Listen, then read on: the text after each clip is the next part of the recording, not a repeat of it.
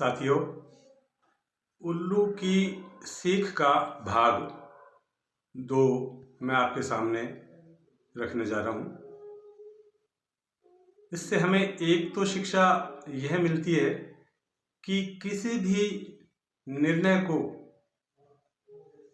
उचित अनुचित भेद के अनुसार एवं विवेकशीलता के आधार पर ही लिया जाना चाहिए।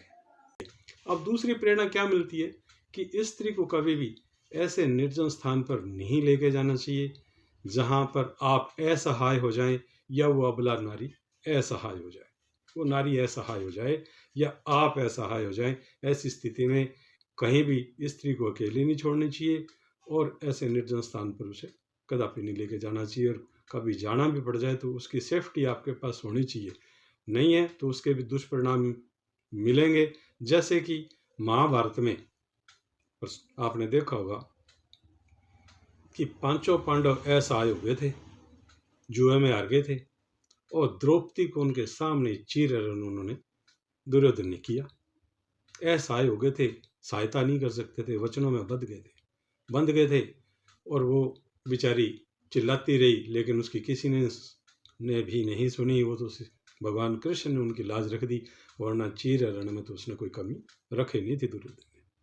उसके बाद जब उनको अज्ञातवास मिल गया, तब सिंधु नरेश जयद्रथ ने, जो पांडवों का बहनोई था, और उसने भी द्रौपदी को अकेली देख करके उसका हरण कर लिया और उसे उठा करके अपने रथ पे ले गया। और वो तो पांडव पीछा करते करते उन्होंने उनको खोज लिया और उसके बाद में उसका सिर भी मूंड दिया था। जयद्रथ का सिर मूंड दिया, 5 चोटियां उसकी रख दी थी उसको जलील करने के लिए, और उसे दास बना लिया गया था। लेकिन युधिष्ठिर महाराज ने उसे दास से मुक्त कर दिया था। वो एक प्रसंग अलग हो जाएगा। मैं ये कहना चाह रहा हूँ कि वो अकेली थी निर्जन वन में, इसलिए उसका हरण हो गया। उसके बाद ऐसा आए वो विराट नरेश के महल में भी हुई, क्योंकि अज्ञातवास का जब 1 साल बचा था अंतिम, उस वक्त भी कीचक जो विराट का साला था, विराट नरेश का साला था कीचक, और उसकी बुरी नज़र द्रौपदी पे पड़ गई। उसने भी द्रौपदी को परेशान किया, उससे व्यभिचार करने का प्रयास किया। और जब उस वक्त युधिष्ठिर महाराज स्वयं सभा में मौजूद भी थे, उसके बावजूद भी वो कुछ नहीं कर पाए।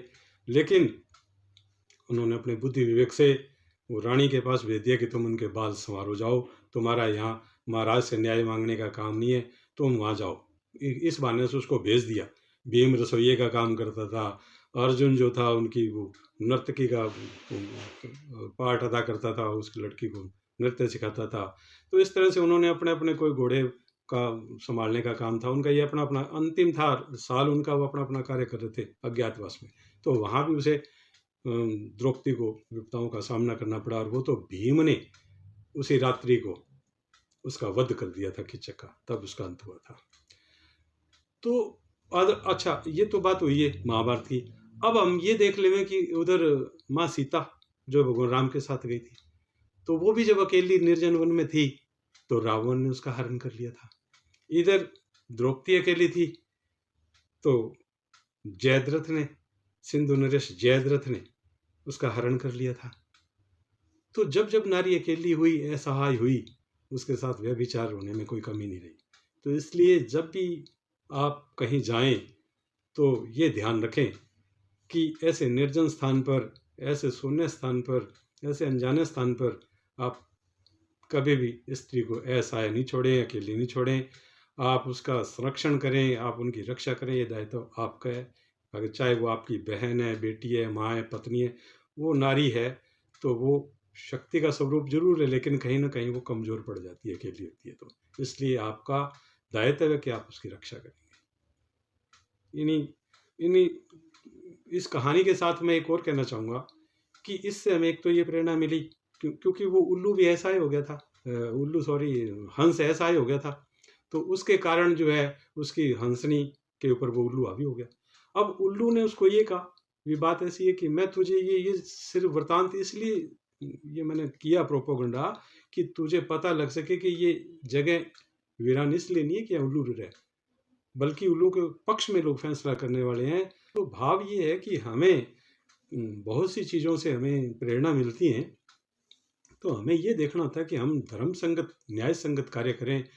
हम इंसान की योनि में हैं, और यूं तो पशु पक्षी जीव जंतु सभी जो काम इंसान करता है वो काम ये लोग भी करते हैं, पशु पक्षी भी करते हैं, जीव जंतु भी करते हैं। वो भी बच्चा पैदा करते हैं, वो भी भूख प्यास लगती है, उनको भी नींद डर लगता है, सारी प्रक्रियाएं वो करते हैं। लेकिन मनुष्य जो है वो धर्म के बारे में जानता है, और वो पशु पक्षी जीव जंतु धर्म का ज्ञान नहीं रखते। इसलिए हमें जो भी काम करना होता है वो धर्म संगत न्याय संगत करना चाहिए, धर्म के साथ रहना चाहिए। धर्म की जड़ सदा हरी रहती है, और मरणोपरांत भी इंसान के साथ अगर कुछ जाता है तो उसके धर्म कर्म ही जाते हैं। इसलिए अपने जीवन काल में प्रयास ये रहे कि हमसे कोई गलत कार्य नहीं हो जाए। इन शुभकामनाओं के साथ मैं आपसे विदा चाहूँगा। आपका हर दिन, हर पल, हर क्षण शुभ, मंगलमय एवं कल्याणकारी सिद्ध हो। जय श्री राधे, जय श्री कृष्ण, राधे राधे।